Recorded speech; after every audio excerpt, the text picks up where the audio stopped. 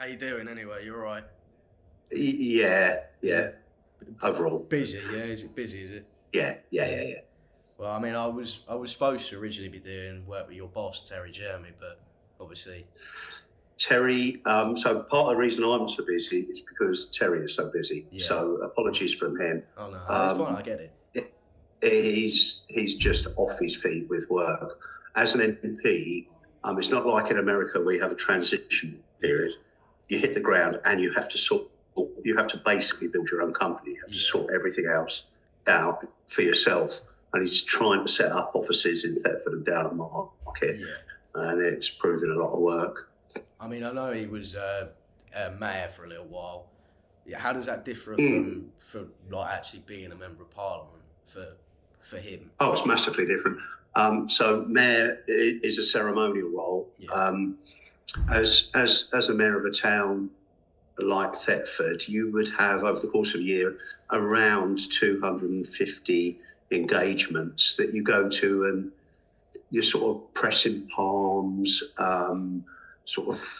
going to events, doing that thing, sort of representing the town yeah, in a ceremonial manner. Whereas MP, you very much represent your constituents yeah. in Parliament. So Terry works Monday to Thursday in Parliament, comes home Thursday night or Friday, um, and then works within the constituency, within the community, helping people. Mary's just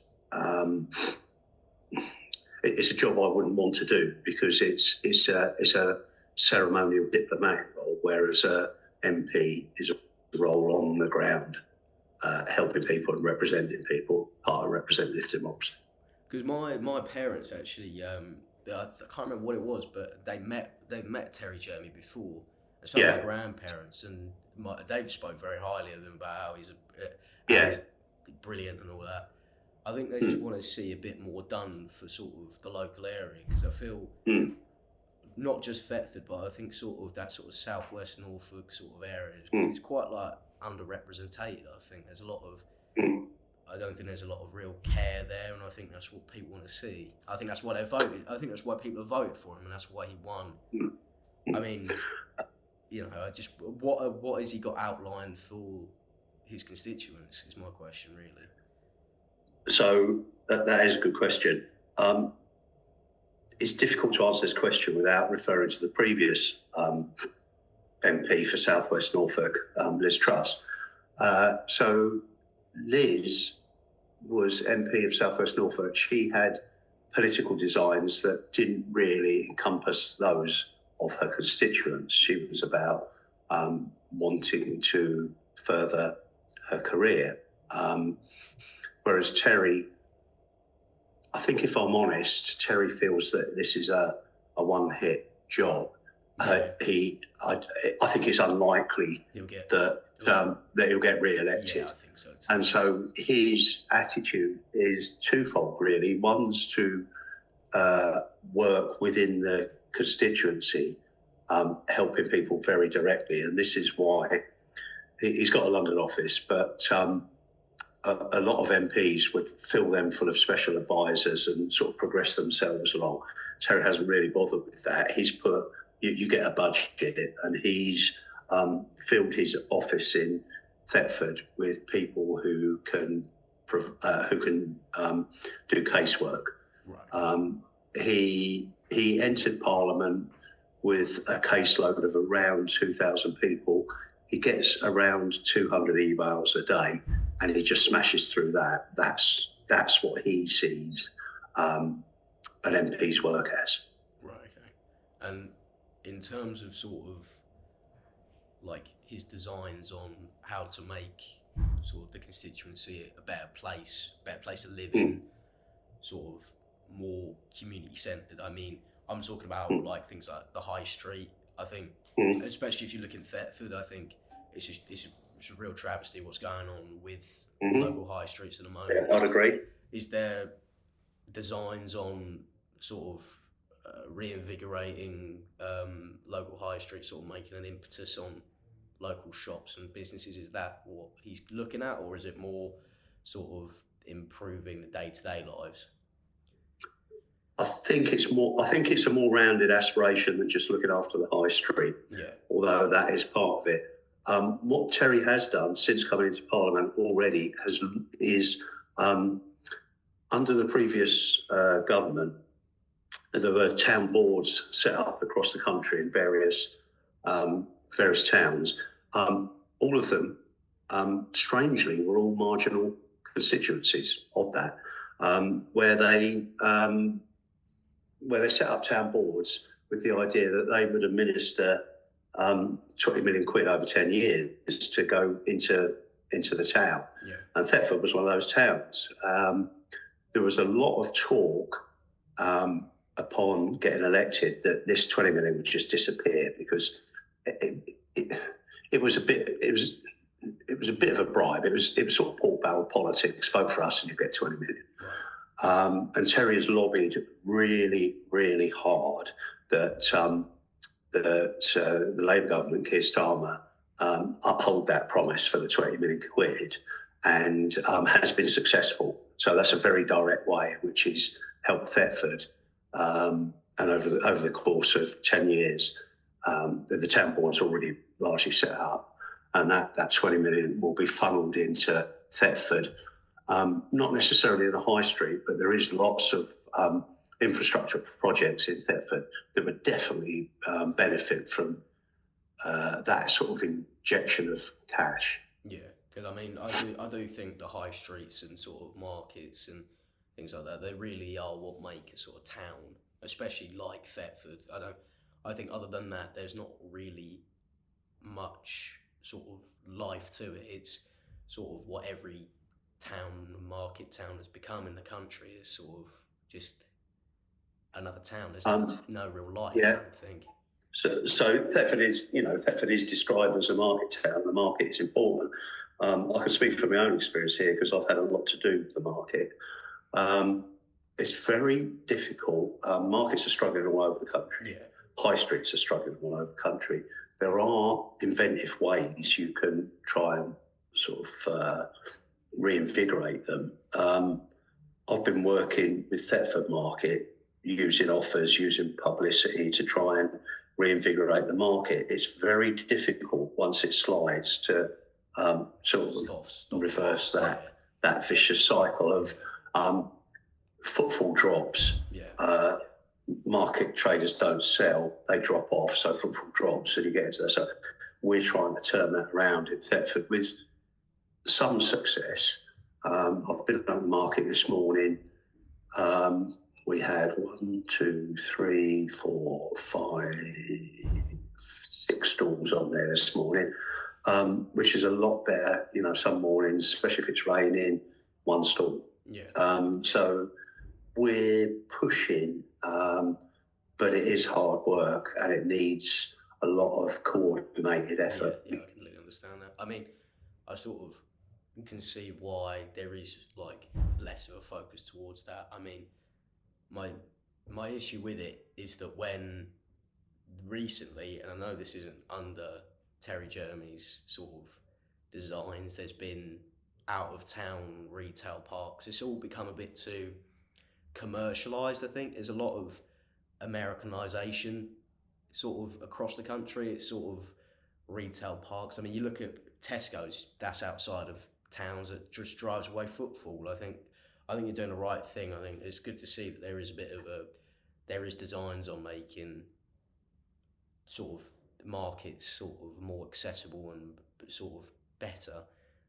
But how is that actually going to happen is my question. How is that going to change? Like, what are the actual plans? So in terms of, so you can't unlink the market with the high street, and you're absolutely right. Town planners call it the donut effect, whereas shops have moved from their traditional high street role into out of town places. Car is king. In that light, we're very unhappy that Breckland Council, car parking in Thetford has for a long time been free. Yeah. Breckland District Council want to bring in charges for car parking. We think that'd be very deleterious for the town. It would be very hard for people who live outside but work in Thetford. 20 quid a week car parking charges for a lot of people will be their first 2 hours of pay. A point I make a lot. The issue that we have, and you are right about the out of town stuff and cars, the issue you have at our high street is largely we don't own the shops. The shops are owned largely by pension funds and trust funds for whom there is no impetus to have those shops rented out. The shops just sit there as assets ready to be sold. Right, okay. So there is no movement at all. They're not bothered about whether they have tenants or not. It's all about having the asset on the books. So if they sit there empty, they're just as happy as if they sit there full. You lose the footfall from the shops, which means inevitably you lose the footfall from the market as well. I mean, especially when the market is a 2-minute walk from the high street. I mean, I think the same goes with sort of like restaurants as well. I just think, and it's not just in Thetford, I think it's sort of a whole thing. There's not a lot of locally owned businesses, I don't think. There's not a lot of locally owned restaurants. There's not a real sense of community, I don't think. I mean, I know you do a lot of work in the community, maybe you can say that there is. But from what I see, as somebody who's a lot more sort of third party, is that there isn't much sort of community in the local town. It's just sort of it feels like, and it has been under Tory sort of rule, sort of just a place where an MP goes for a safe seat. And there's not really been much of a change. I think that might be fair in terms of how the MP works. We did have an MP, a Tory MP, for many years called Gillian Shepherd, who was a very good voice for Thetford and works really hard in her constituency. So it's not always the case, but certainly So having lived most of my adult life in Bury, in and around Bury, before I moved to Thetford 4 years ago, one of the things I do notice really strongly is how strong the community is in Thetford, and what a strong community is, and how people help each other out, in contrast to Bury, which is much more individualist and much more aspirational, frankly. An interesting case study is what they've done in Stockton-on-Tees, and we're not there yet. I mean, this might be something to think about with the Towns Fund. But in Stockton-on-Tees, what they did, they had a lot of similar problems. The high street was just becoming vacated. So what they did was made a decision to use the high street entirely for the community. And by that, it meant put in local charities, not national charities, but local charities within there, building up office space within the centre of the town. And what happened, I think this is really viable in Thetford, because there's a big lack of office space in Thetford. If we could convert those shops to office, long, short and micro lets, so, maybe 1 day, 4 hours, whatever, you do that, you fill the town centre with people. Once the people are there, they want somewhere to get their lunch, they want somewhere to get a coffee, they want somewhere to get a snack, they want somewhere to shop to take home in the evening. That builds its own ecosystem of people with the ability to consume. And I look at Stockton. It's not been an entire success, but I think that's applicable to Thetford. I don't know if you're aware of the Charles Burrell Centre in Thetford. Yeah. Former school. Former school, yeah. It's been set over, and Terry had a lot to do with that. It's been set over entirely for, well, not entirely, but largely for charitable causes. The rooms are let out to whoever. Charities run from there, and it's a booming centre of the community. Yeah, It's brilliant. it is. In all fairness, yeah, it is. Yeah, Sorry? it is. Yeah, it is. It is actually quite busy up there. It is. I mean, I Mm, used to play football on there years ago, and it is. It mm, is good to see because it is like you say, it's pretty. It is a success up there. My thing is as well. My whole sort of question and why I'm talking to you and why I would have liked to talk to Terry Jermy, especially considering his background, it's around diversity, and I think it's a bit of a oversaturated topic. But my question is to you, and would have been to Terry Jermy, is how are you going to make your constituents or Terry Jermy's constituents or the people that you work with, how are you going to make them feel like they're valued, like mhm, they are represented, mhm, and like there's actually going to be change, like mhm, you and your pie are going to make a real difference for the mhm, working classes of Thetford and the people who are maybe on the breadline and people who aren't as well mhm, off as other people will be. How are you going to make a real difference for them, and how are you going to make a real difference for younger people? Because it's not, I, I think it's young people aren't that interested in politics. I think there are a few, and there are a good few amount of people, but not enough people understand. And I think if you can sort of come across as you're making people feel represented, then I think that sort of works in your favour. So like I said, my question is, how are you going to make people feel like you're for them, like you're for the people?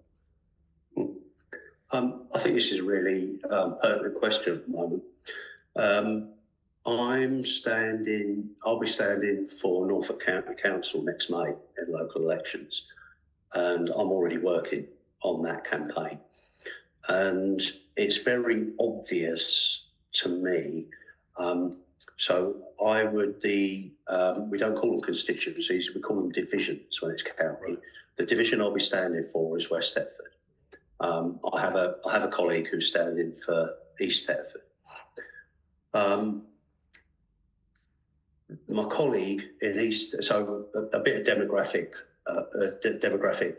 first. East Thetford, in terms of life expectancy, is 10 years higher than West Thetford. Yeah. So it's two towns. Yeah. Um, my colleague will be fighting in East Thetford, will be fighting against the Tories. In West Thetford, I'll be fighting against Reform. Right. And Reform are very, very good at mobilising voters. Yeah, that's without a doubt. Yeah.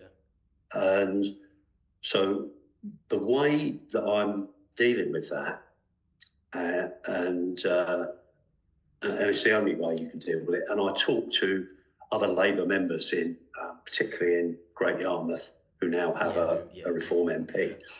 Yeah. I talked to them about this. The way that you beat Reform is that you engage with voters. Yeah. And the way you engage with voters is you do what we're attempting to do, which is get out in front of voters, work with them in the communities, and put yourself in front of them. Yeah. And I think it's instructive. There's a little anecdote here. A couple of weeks ago, I was out canvassing. I go out canvassing every Saturday morning now. I'm knocking on doors every Saturday. And I was chatting with a father and son who were both Reform voters, having quite an amenable conversation with them, which is not always the case. And I was talking to them, and I was going around, and my pitch on the door is not a political one. My pitch on the door is, "Hi, my name is Terry Land. I'm a local councillor.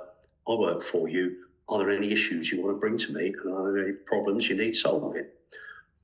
This is especially helpful now because we have Terry's office who will do all the casework for me. Yeah. So if I do get casework, straight onto them if I can't do it myself. So it's a real offer. It's a genuine offer that I give the residents I speak to. And so I'm doing lots of work in that sort of sense. I was chatting with these two Reform guys, and I said, "Look, here I am. I'm coming round. I'm helping residents. I'm doing this, and this. Where are Reform? Where are they? I don't see it." And that's our offer to the people of Thetford. In that light, I think it's instructive. My town council seat that that I represent, Priory, includes the Abbey estate, Right, okay, Abbey Farm, yeah. Right. which I won't go too much into the sort of demographics of that. The community in the Abbey is incredibly strong. Yeah. People who've lived there any length of time love it, and they love living there. A flagship housing association, who are what used to be called the council, want to have put in a plan to, there's 1,100 houses on the Abbey estate. They want to knock down 450 and build 1,000 more. The Abbey estate are up in arms. The residents are up in arms, particularly homeowners, not so much tenants. Tenants think they'll be all right, whatever. Yeah. Mistakenly, in my view, but that's what they believe. And so I've been working with a group set up, the Abbey Action Group, very directly on the floor. I'm chair of their committee. We work on the floor. We put in 170 letters of objection to flagship. It's already pushed it back, the planning application, back a year. The planning application was actually quite poor in a lot of ways. We've highlighted how poor it was. We've pushed it back a year, which is not great, because it's another year of anxiety and concern for residents. But it's better than them just railroading their very ill thought out plans, smashing the estate apart, smashing the community apart, with an arrogance that sort of typifies them.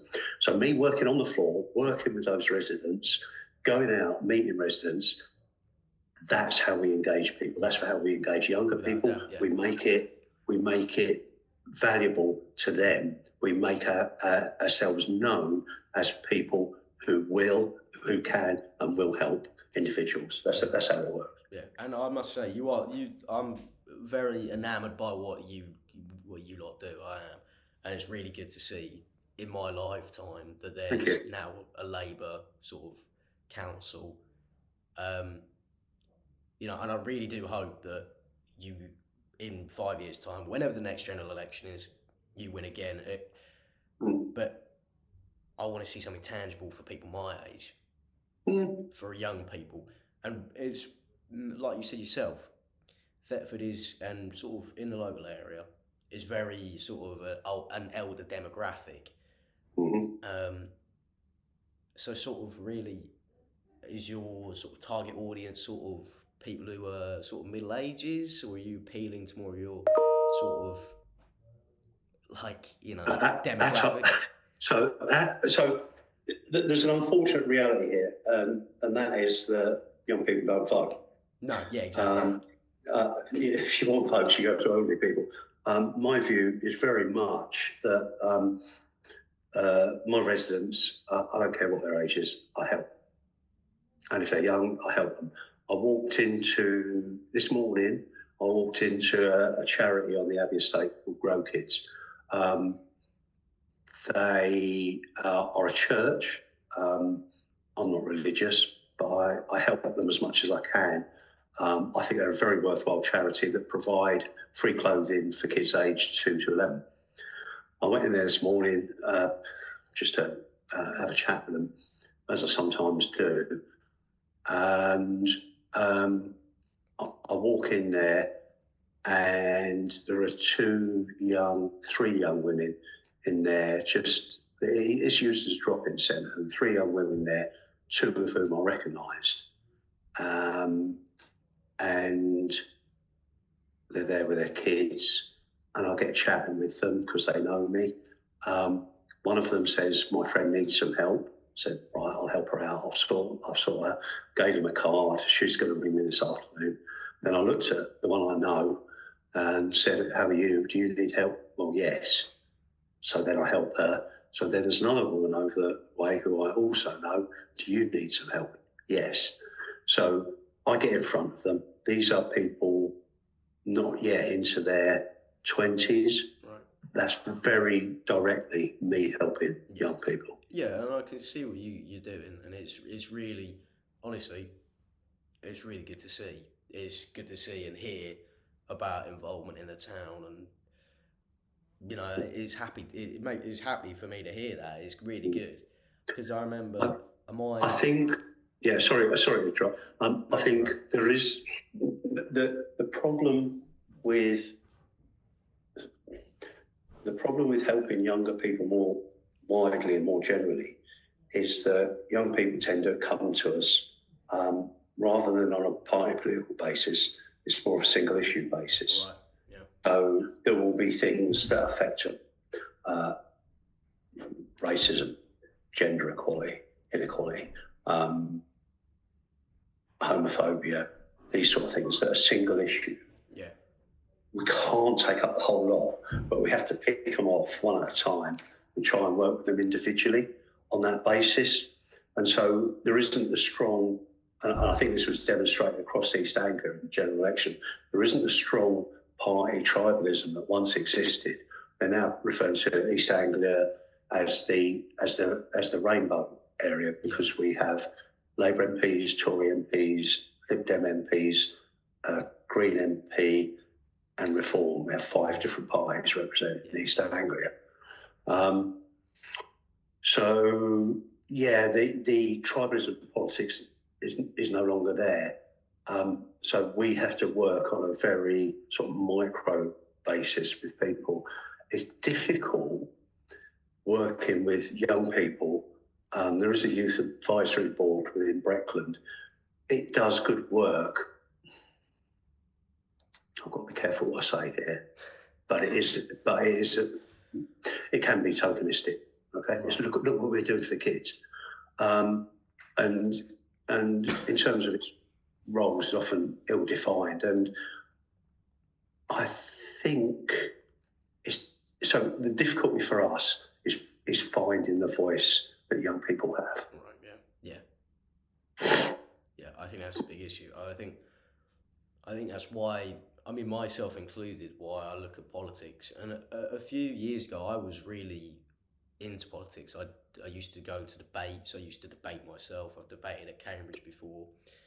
And I think myself, it's sort of why I become a bit disassociated with the Labour Party and politics in general. I look at it and I just see, I mean, I was doing research the other day from a few years ago. Apparently only 10% of politicians are that are MPs from an ethnic background in the House of Parliament. And I just think, for me, as somebody who's sort of come from an Irish background myself, I think I look at that and I can see why people would be not interested in politics. And my thing is why do you think there's such a lack of diversity across sort of, not even in Thetford or East Anglia, just sort of across the board?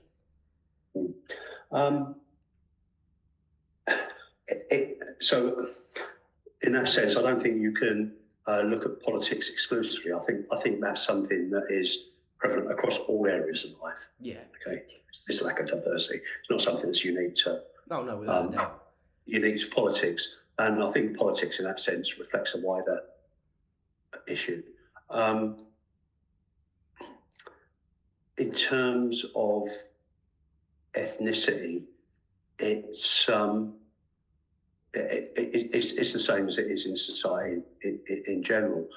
I would comment on at Labour we have all women shortlists, and so my colleague on East Thetford, she was the beneficiary of an all women shortlist. It so happens she's an incredibly capable and good candidate. But I have a view on all women shortlists. I'm not a massive fan. I think they'll do for now. But the problem with them is not that it doesn't help women. The problem with them is it's a very blunt tool to address a really quite difficult problem. The representation, you can't just have one step at which the representation of women becomes an issue. It has to be right from the beginning all the way along. Yeah. And so long as I'm going to branch meetings and it's the women that do the sandwiches, it's the women that do the washing up, etc., etc., etc., that is gonna persist. Yeah. I don't know how you sort that. I have no answers, I think the first step is recognising that the problem exists. Yeah, without a doubt. I think it's sort of more or less it's been going on for generations, I think. I mean, that's the whole parliamentary system has been founded and sort of, I think, worked towards around sort of white, rich males. And I think not so much now. I mean, we've had Rishi Sunak in the past, and it's still that sort of rich male. And I think that's what my problem is that generally there isn't a lot of representation. You can say that there's a lot of working class people from a working class background, but politics now has just been so disassociated with genuinely trying to help people. I wonder how changes are going to be made on sort of a larger scale, especially with the Labour Party. Obviously, you're not going to sit here and say that there's been a massive change in the Labour Party and it's completely torn away from its values. But can you sort of see why there's sort of that view? Right. So there's a few things I'd say there. First one is, I think the Labour Party is very much in the place that the Church of England was until recently, which was the Church of England took for granted that they would have a community that attended their churches and didn't really respond to the falling rates of input in the church, carried on telling everybody what they should do, didn't actually do God's work. I'm not religious, but didn't actually do God's work in the community. Since that time, and I notice it more and more, particularly in village communities, the churches, the pub's gone, the post office has gone, the other centres of the village are gone. The churches are again becoming the centres of village by working in and with the communities. And that is the journey that I think the Labour Party need to take. The second point would be, and it's a really obvious one, Margaret Thatcher, the first ever female Prime Minister. What did she do for women? Nothing. Yeah, exactly. Rishi Sunak, the first ever Asian Prime Minister. What did he do for Asians?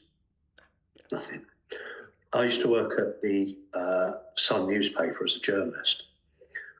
When I worked there, for part of the time I worked there, our editor was Rebecca Wade, a woman, a strong woman in a senior position as editor of the Daily National newspaper. What did she do for women? Not much.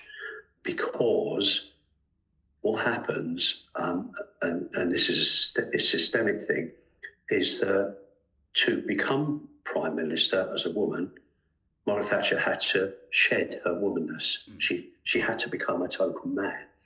To become an Asian Prime Minister, Rishi Sunak had to shed his brownness and market himself as a businessman. Yeah. Likewise, with Rebecca Wade, she was more macho than any of the men. So Thatcher didn't bring feminine values to Parliament. Sunak didn't bring Asian values to Parliament. Rebecca Wade didn't bring female values to her role as an editor. They became token men. And this is the issue. You can look, the third point I'd make is the first past the post system ensures that you will have a core of about 100,000 voters in a population of around 70 million who will swing the election one way or another. Starmer and I've forgotten his name. Doesn't matter. His election guru. It'll come to me in a sec. They did a very, very good job of engaging those 100,000 or so voters, and so their coalition they won a huge majority, and so the majority is very wide, but it's also very thin. So they did a really good job of identifying where they needed to get their votes, and that's how they won. And that is not going to push you into a system that challenges the orthodoxy.